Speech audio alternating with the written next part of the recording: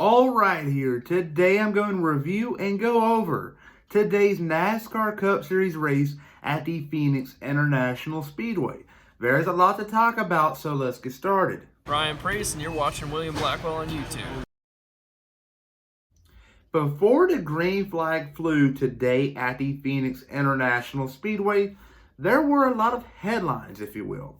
One being the pole sitter, and the pole sitter was the 2-car of Brad Keselowski from Team Penske. Brad Keselowski runs extremely well here at the Phoenix International Speedway, and he was one of the favorites entering today's race. But second place starter was supposed to be the 5-car of Kyle Larson. However, Kyle Larson in the 5, Chase Elliott in the 9, your defending champ and your defending winner here at Phoenix, and the 24-car of William Byron. All three out of 4 drivers for Hendrick Motorsports failed pre-race inspection. However, in a result of that, they all three had to start from the rear of the field, and they had a 312-lap race, and they got a lot of time to make up ground. So not a big deal there. But the race started with the 2-car of Brad Keselowski. It was really competitive early on between all the 3 Penske cars. The 2 was up there, the 12 was up there, and the 22 obviously. And they ran 30 laps, and that's when the competition caution came out. They all pitted and got 4 fresh tires, and they finished the stage. But during stage 1, after the competition caution, we saw a couple incidents, if you will. One being the 38 car of Anthony Alfredo getting tangled up with the 51 car of Cody Ware. At the time, it was intentional. Don't get me wrong here.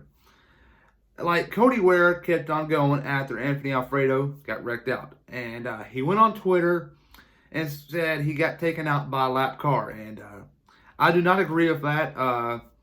It really intentional. That was something he could have avoided, but that's just my piece of it. But yeah. Both of their days ended. Anthony Alfredo's day ended as soon as that wreck happened. And Cody Ware kept on going, but did not meet minimum requirement speed. But however, stage 1 ended, and the 12 car of Ryan Blaney picked up the stage win, and that was pretty big for him.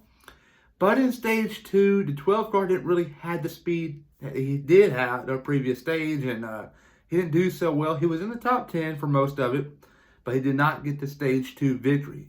However, the stage 2 victory went to his teammate, the 22 car of Joey Logano. But stage 3 started, and we saw a lot of drivers that we usually don't see in the top 15 or top 10 even so. One of them being the 47 car of Ricky Stenhouse Jr. He's doing really good for the equipment he has. He's outdoing a lot of RCR drivers, both of them, if you will. Austin Dillon, Tyler Reddick. He's outdoing Ross Chastain in the 42. I'm pretty sure a lot of owners will keep an eye on him. He's doing really good for the equipment he has. Bubba Wallace in the 23 car started off the season terrible. Running the Daytona 500, having a chance to win, and having to pit at the end because of a loose tire. I'm not too sure. Then you go to the Daytona road course. He's not good at road courses. And then you go to Homestead. He makes contact with the 14.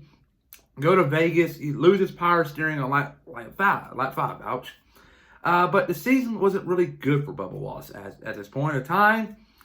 And he was running in the top 10. He got up to 7th place, and he didn't really do so much at the end. And another driver that caught my attention was the 14 car of Chase Briscoe. Chase Briscoe is off to a rough start. He did not get the finish he was hoping for today, or he finished what he deserved today. He finished 22nd, and I'll get to that in a minute. He started off the season in the dual race, actually, and he wrecked out, go to the Daytona 500, involved in the wreck with the 00 car. And in the following race, he wrecks on like lap 5 or 6, one of them laps. So it's early on, he spun out, didn't keep his foot on the brake, and kept on going. Surprised it did not include more drivers in that wreck, but somehow it did not. And he fast forwarded 1 week later to Homestead. He gets damaged, and Las Vegas, it was up and down. He still managed to finish in the top 20.